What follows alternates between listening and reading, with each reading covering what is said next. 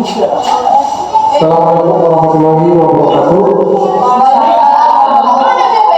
Pertama-tama saya sebagai rekan-rekan sejawat dari teman-teman semua mengucapkan terima kasih yang sebesar-besarnya atas kesediaan meluangkan waktu untuk hadir di forum ini dalam rangka untuk melengkapi dan sekaligus memberikan atau menyampaikan materi-materi pembelajaran yang kami lakukan di kegiatan sebagai guru penggerak agar ini bisa ditularkan dengan sejawat.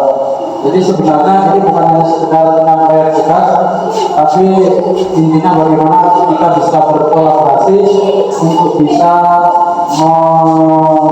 memberdayakan sekolah kita ini sehingga menjadi sekolah yang memiliki lingkungan yang positif, baik secara fisik maupun secara pemahaman, baik itu seluruh pimpinan dan guru-guru yang ada di sini maupun seluruh peserta didik yang ada di sekolah kita ini tentu.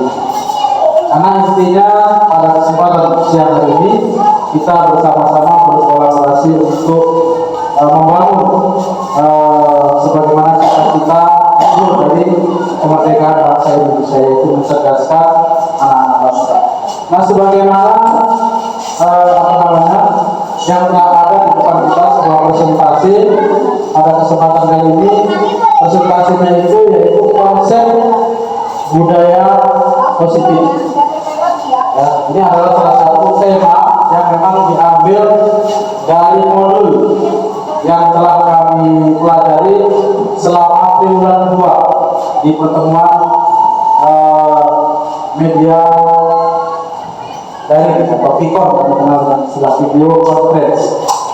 Nah, tentu istilah konsep budaya positif ini adalah istilah kalimat yang tidak asing di telinga kita.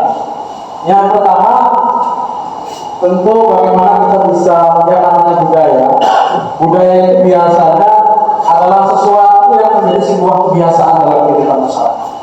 Itu budaya. Maka di kehidupan masyarakat Indonesia sering dikenal dengan istilah adat budaya. Kebiasaan berpakaiannya, kebiasaan makanannya, kebiasaan berbahasanya, kebiasaan bertutur katanya, kebiasaan bertingkah lakunya. Jadi itu semua adalah budaya. Sesuatu yang biasa dilakukan oleh manusia, itulah budaya. Nah, di situ ada positif, itu yang akan dijadikan sebagai objek dari pemahaman kita pada siang hari ini, sehingga nanti ini bisa diterapkan dalam lingkungan sekolah kita.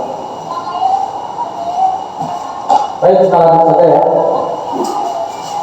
Nah, terkait dengan konsep budaya positif ini, setidaknya ada beberapa tahapan. Nah, di sini ada 6 tahapan saya buat. Ini ada 7 ya. Jadi tahapannya itu bukan langsung sekali langsung, tapi memerlukan tahapan-tahapan yang tentu 7 tahapan ini tidak mudah untuk dilalui. Jadi tahapan-tahapannya membutuhkan kesabaran, membutuhkan keyakinan, dan membutuhkan perjuangan yang gigih untuk bisa menanamkan budaya positif. Yang pertama yaitu perubahan paradigma belajar. Ini kita kenal aja belum tujuh-tujuhnya, kan? Satu-satu kita uraikan. Kemudian yang kedua yaitu disiplin positif. Yang ketiga motivasi perilaku manusia. Yang keempat keyakinan kelas. Yang kelima posisi kontrol restitusi. Yang keenam kemudian kebutuhan dasar manusia. Dan yang ketujuh diakhiri dengan sebuah pola, yaitu segitiga restitusi yang kita lakukan dalam rangka menghadapi sebuah persoalan yang terjadi pada peserta didik kita.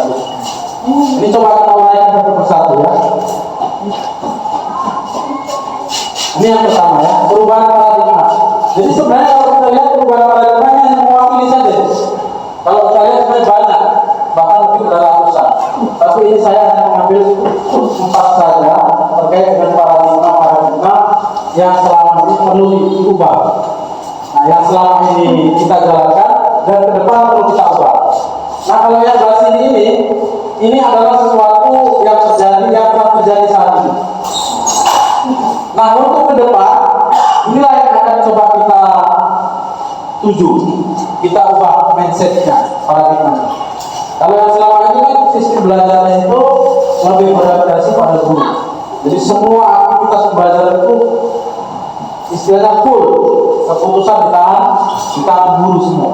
Nah, untuk ke depan, untuk kurikulum pembelajaran merdeka, paradigma yang seperti ini harus diubah menjadi paradigma yang berorientasi pada siswa.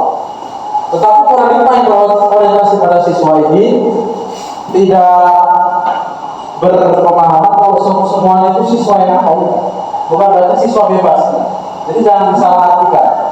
Bukan berarti ketika semua berorientasi pada siswa, siswa diberi keleluasaan bebasnya melakukan apapun.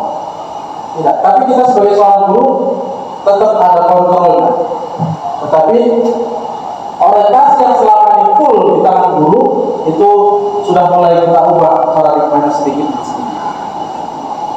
Kemudian yang kedua, nanti kalau kecepatan, aku perbilangan dari siswa sebagai objek. Kalau dalam bahasa Indonesia itu biasa objek. Kalau bahasa itu lebih paham. Objek itu biasa sasaran dalam pembelajaran, dalam belajar. Nah, kalau untuk ke depan, paradigmanya itu harus diubah adalah siswa sebagai subjek. Subjek itu berarti biasanya pelaku itu ya, maksudnya. Nah, jadi dia ikut berperan di dalam. Makanya di kurikulum merdeka itu salah satu penilaiannya itu kadang-kadang teman sejawat atau rekan-rekan sejawat itu bisa menilai rekannya sendiri. Makanya dikenal sekarang ini kalau sistem kurikulum merdeka itu ada inquiry. Nah, inquiry ini adalah model pembelajaran yang kita tidak memutuskan metode atau materi pembelajaran itu sesuai dengan kemampuan. Misalnya si A kaminya matematika, si B kaminya IPA, si C kaminya main bola. Tidak kita paksakan si A, si B itu harus bisa matematika, si C harus bisa main bola. Ini sesuai dengan perkembangan. Kalau istilah Ki Hajar Dewantara itu, seorang petani kalau dia nanam jagung, nanti hasilnya pasti akan jadi jagung. Tidak mungkin nanam jagung masih jadi petani. Jadi di situ dia.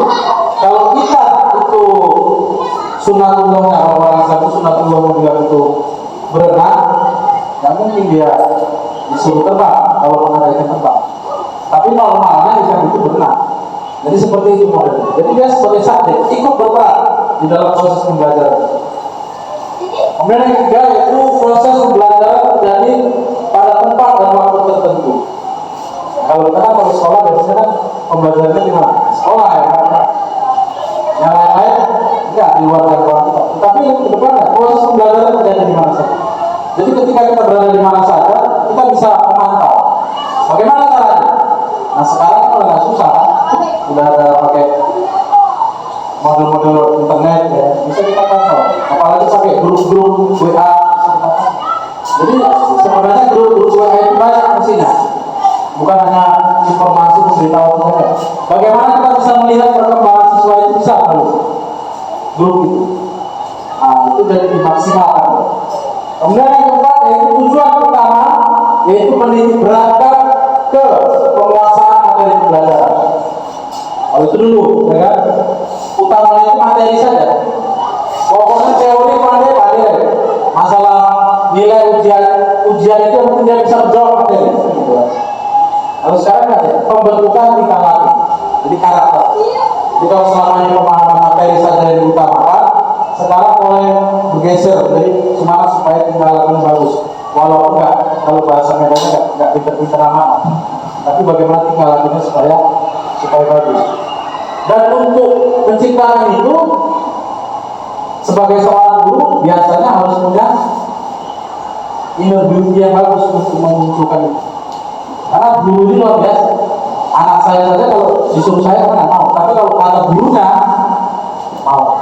Jadi pengaruh guru ini luar biasa. Maka kita ini dipantau sama anak kita, di kalangan kita, perkataan kita, perbuatan kita semua. Jadi bagaimana kita bisa membentuk tingkah laku karakter siswa itu salah satunya dengan menggunakan metode yang namanya suri tauladan atau contoh ya. Kita lanjut ya. Jam 12. Kita masuk yang kedua terkait dengan disiplin positif.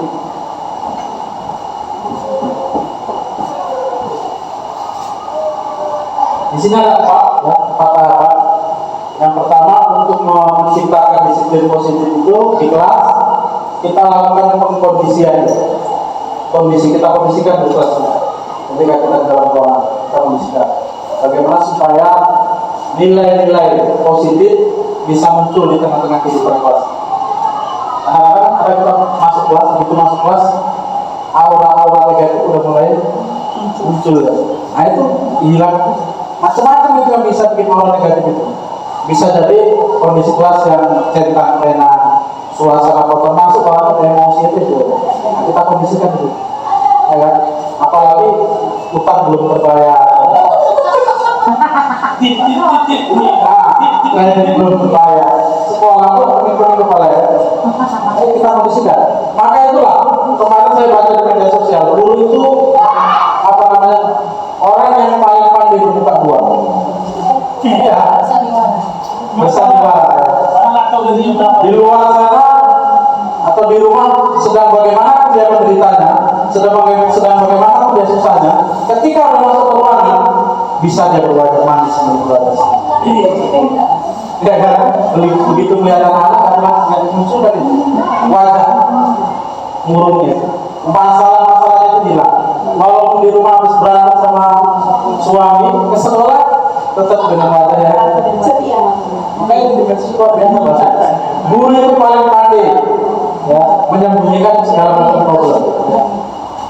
Nah, kemudian yang kedua konsolidasi berarti bagaimana kita menjalin hubungan dengan rekan-rekan yang ada di sekolah maupun rekan-rekan pada siswa kita.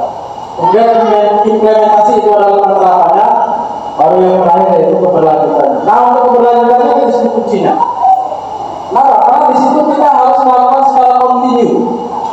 Di kelas kita lakukan pertemuan kelas, evaluasi, kemudian penilaian, pencapaian agar target kita tercapai itu dilakukan secara kontinu. Karena kalau nggak kontinu secara terus-menerus, keberlanjutan nggak jalan, ya putus saja.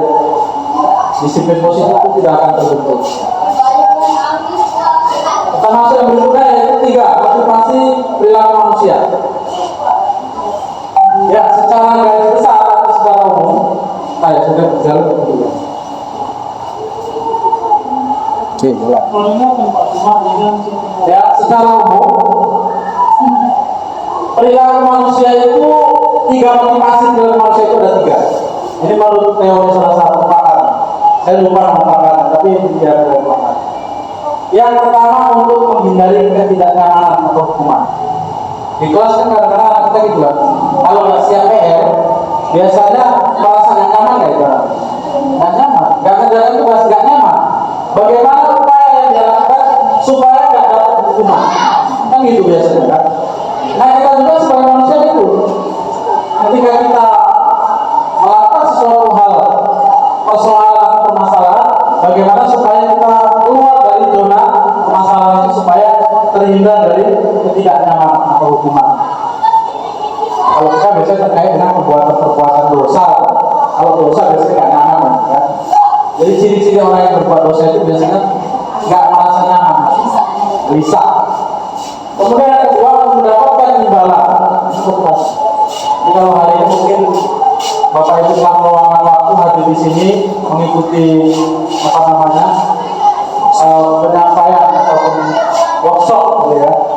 Saya sangat mengucapkan terima kasih, walaupun Bapak nanti pasti nggak tahu ini nggak ada reward atau penghargaan yang saya kasihkan berupa materi ya, tapi sudah meluangkan waktu di sini, saya sangat luar biasa kerjasama. Ya. Jadi tepuk tangan kalau tapi setidaknya walaupun nggak dapat secara fisik makanan, insya Allah dapat pemahaman lah nggak banyak. Tadi makanan kalbu. Ya. Kemudian yang ketiga untuk menjadi orang yang mereka ingin dan menghargai diri sendiri dengan nilai-nilai yang mereka percaya.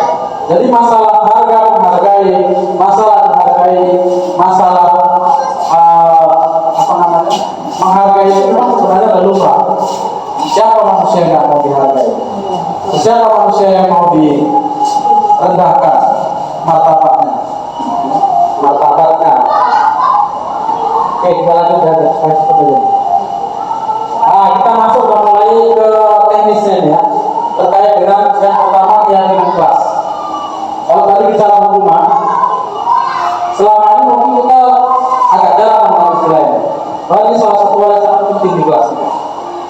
keyakinan kelas itu harus kita buat dulu di awal sebelum kegiatan pembelajaran itu di awal-awal bulan. Untuk apa? Untuk menjaga kondusivitas kelas. Nah, karena keyakinan kelas ini merupakan sebuah nilai-nilai kebajikan universal hidupnya dulu ya, yang telah disepakati secara tersirat dan tersurat. Di beberapa hal saya perhatikan dalam udara yang mulai keyakinan. Biasanya keyakinan kelas itu, ini contoh sederhananya ya. Pertama, budaya 5S. Salam, senyum, sapa, apa lagi? Sopan, santun. Nah, biasanya keyakinan kelas ini siapa yang bikin? Gurunya atau murid? Lebih efektifnya siapa yang bikin? Guru. Ya, situ betul. Harus kita sepakat. Jadi kalau bisa kita hanya mengarahkan saja. Nah, kira-kira anak-anak apa yang kita bikin supaya kelas jadi tertib? Datang si Ano, 5S bu. Karena nanti kalau dia melanggar, berarti melanggar ucapan dia sendiri. Jadi kita hanya mengarahkan saja untuk keyakinan kelas itu. Seperti menjaga kebersihan dan kebersihan kelas, kita munculkan kalau bisa dari mulut kita apa? Dari mulut anak-anak itu keluar. Sehingga ketika itu sudah disepakati, dibuat lagi kertas itu ditempelkan di sini. Begitu melanggar, anak-anak, kayaknya apa yang diucapkan kemarin? Itu tinggal dibuat itu, ya kan? Kemudian kita kelas berupa sofa, harus memakai seragam misalnya.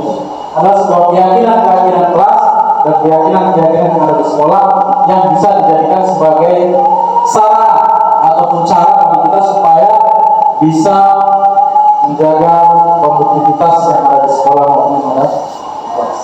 Ada kayak gitu juga, ada nggak keyakinan mengajar? Kalau nggak ada, seberapa? Mana keyakinan mengajar? Salah satu contohnya kita harus membuat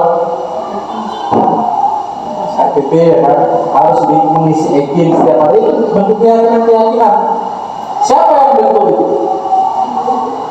Yang buat siapa? Kita. Kalau mengawalnya program dari atas, kita ya sama, kita gurunya yang program aja. Tapi isinya itu tetap siswa yang kita gitu juga. Kita lanjutkan. Sekarang kita di sini ada posisi kontrol restitusi. Nah, ini ada beberapa tahapan, saya buat tahapan. Jadi sebenarnya nanti kita sudah tahu ini, kita sebagai guru harus bisa memposisikan diri kita di mana. Mau ketika seorang siswa itu melanggar peraturan, kita sebagai pembuku, pembuat rasa bersalah, kita jadikan siswa itu sebagai teman, atau kita sebagai pemantau, atau kita sebagai pengajar. Kita bisa meletakkan posisi kita kepada siswa-siswa kita yang berkelas. Jangan kita hanya berada di posisinya aja tiap hari. Jadi nggak berjalan ya. Kalau ada di posisi pembuku saja tiap hari, anak-anak itu kalau dihukum tiap hari, hilang ke anak ini. Hilang. Jadi kita harus berada. Bagaimana cara membuat rasa bersalah? Misalnya seorang siswa, dia bermasalah. Misalnya suka ngejek temannya, contohnya. Bagaimana cara kita membuat dia rasa bersalah? Kita tanya-tanya aja. Misalnya si Udin, semalam bapak dapat laporan ini. Kemarin Udin ada buat apa sama si Ani sehingga si Ani nangis. Contohnya ini. Nggak ada pak. Kita lapor ya. Kita harus jadi apa? Penyidik. Tidak jadi penyidik. Itu posisi kita harus jadi penyidik. Pendidik itu kayak gitu, dia akan lama-lama kesalahan itu bisa terbongkar, tapi bukan dari mulut kita. Bagaimana upaya kita lakukan supaya kesalahan itu terbongkar dari siswa itu sendiri. Dan baru di ujung kita akan menerima, kira-kira perbuatan yang seperti itu bagus atau enggak? Pasti dia tahu jawaban, pasti enggak bagus. Kalau enggak bagus, mana lebih bagus? Kita lakukan atau enggak? Pasti dia akan jawab yang dilakukan. Nah, pada titik itulah maka kita memposisikan diri kita sebagai seorang guru yang mampu membuat siswa itu memiliki rasa bersalah. Kemudian dia mampu merefleksikan diri.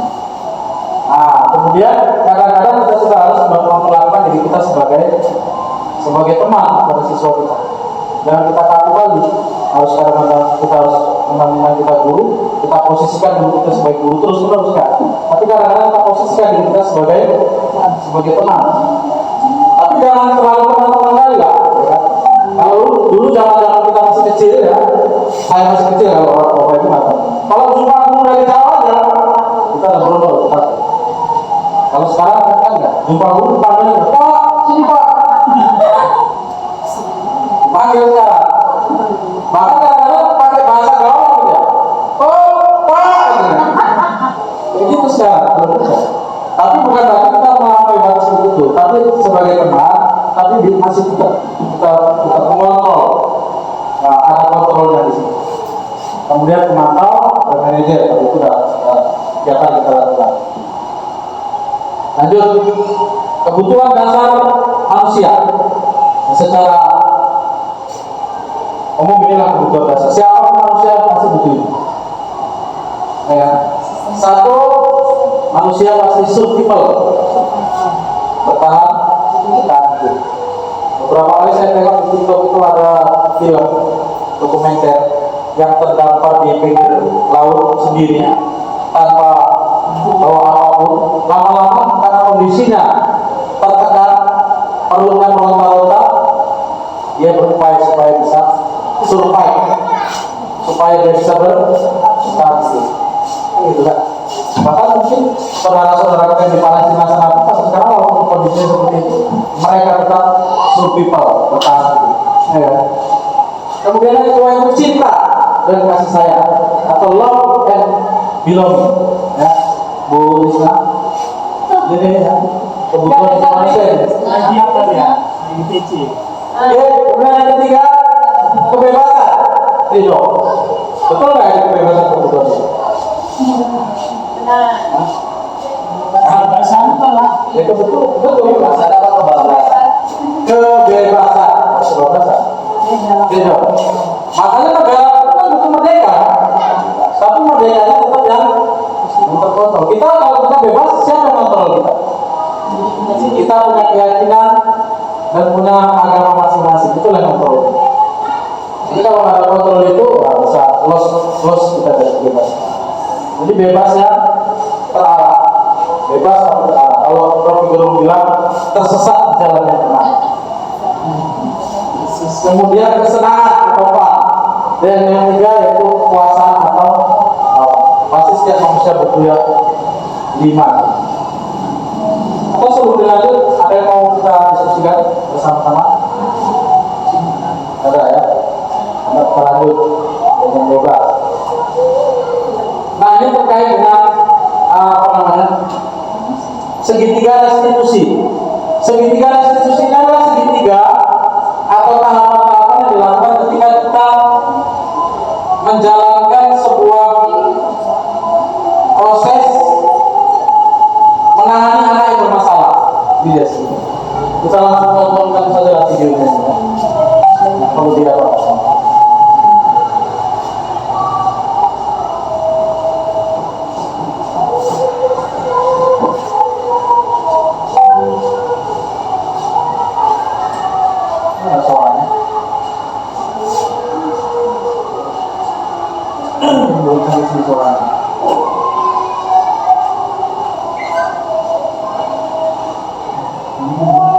Ini hanya contoh bagaimana menangani masalah.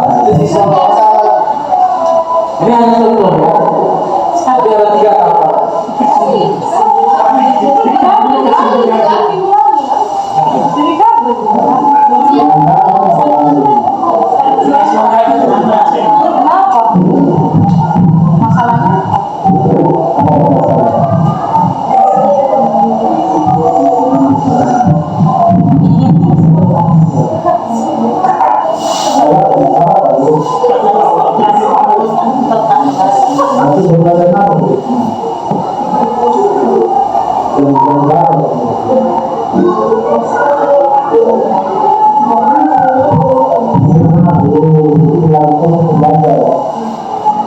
Jadi permasalahannya lagi belajar makan kelas. Masalah di sini kan. Kalau makan kelas itu tidak boleh dibagi. Ini tidak ada problem sebenarnya. Bagusnya kita jadikan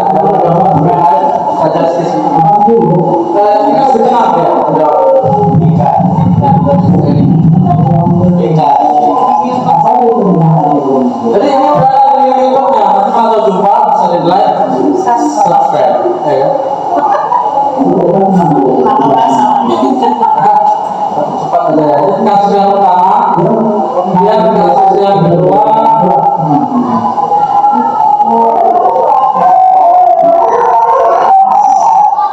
Memang kondisinya waktu itu nggak apa.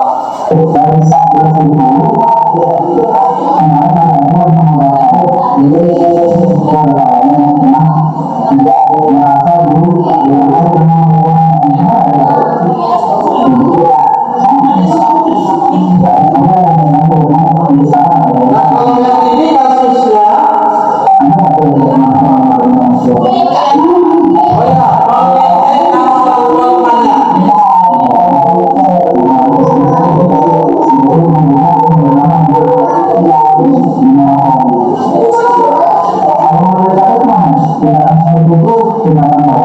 Jadi segitiga kasusnya pertama validasi keterangan dulu.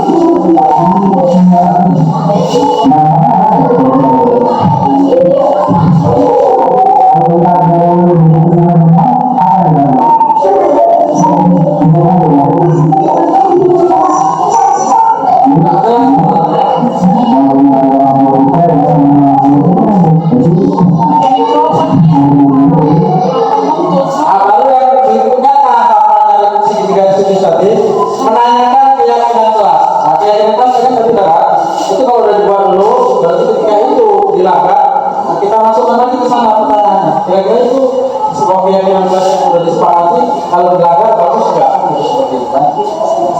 Jadi rasa bersalahnya itu membuat dia menjadi merefleksikan dirinya untuk ke depan bisa mengubah karakternya yang suka mengejek teman. Ini hanya contoh saja sebenarnya. Dan yang ketiga, ini kasusnya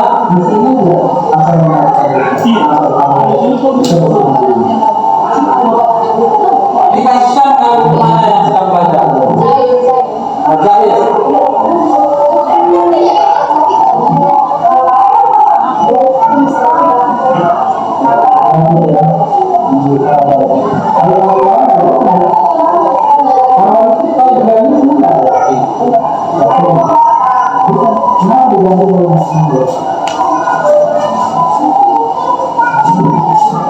Jawabannya sebenarnya apa? Emang kamu udah siap? Belum siap Pak. Kenapa sudah ya? Sebenarnya Pak. Yang diganti apa digantikan enggak Pak, itu aja.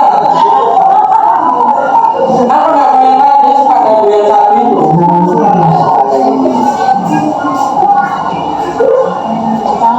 Nah itu contoh kasus ya. Jadi kalau kita perhatikan tadi,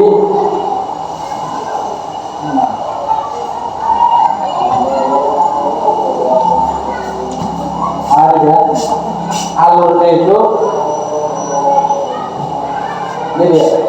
Yang pertama ketika anak bermasalah, yang perlu kita lakukan itu yang pertama menstabilkan identitasnya. Kita tanya dulu punya kapan, dengan siapa saja, pokoknya terkait dengan identitasnya, ya kan? Kemudian yang kedua namanya memvalidasi kebutuhan.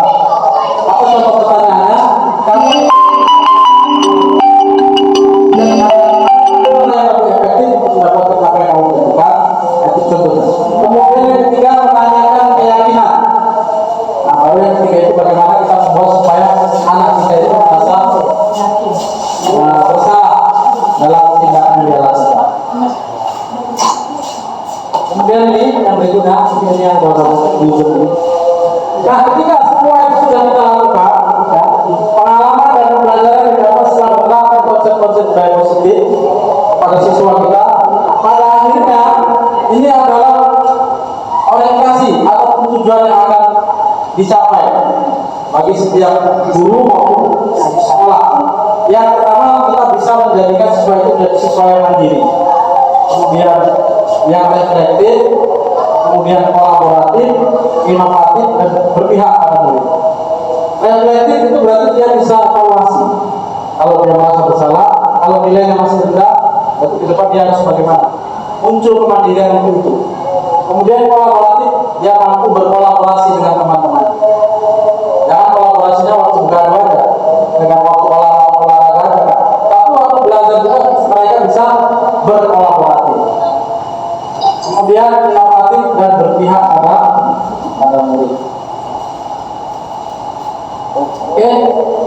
sudah di ujung, sudah selesai.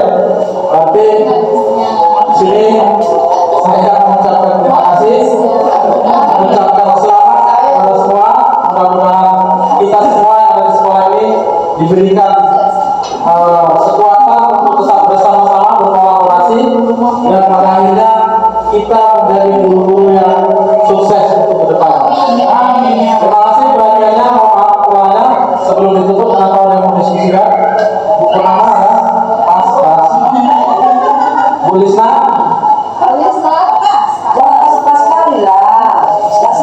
Bu Astuti,